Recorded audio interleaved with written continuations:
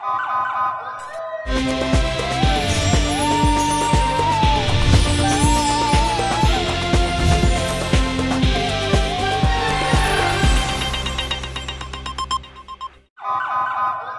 पहले नजर डालते हैं अब तक की बुलेटिन। जी बिल्कुल। डीपीओ विहाड़ी मोहम्मद ईसा खान सखेरा की दुबई में होने वाले वर्ल्ड पुलिस समिट अवार्ड से वापसी और कामयाबी पर मरकजी अंजुमन ताजरान विहाड़ी के वफद की जानिब से मुबारकबाद पेश की गई। इस मौके पर सदर अंजुमन ताजरान अरशाद हुसैन भट्टी, जनरल सेक्रेटरी राव खलील अहमद, नैब सदर मियाँ साजिद आसफ व अरकान शेख जफर शहजाद, चौधरी सम्रान सितार ने डीपीओ विहाड़ी मोहम्मद ईसा खान को खराज तहसीन पेश किया, फूलों के गुलदस्ते पेश किए।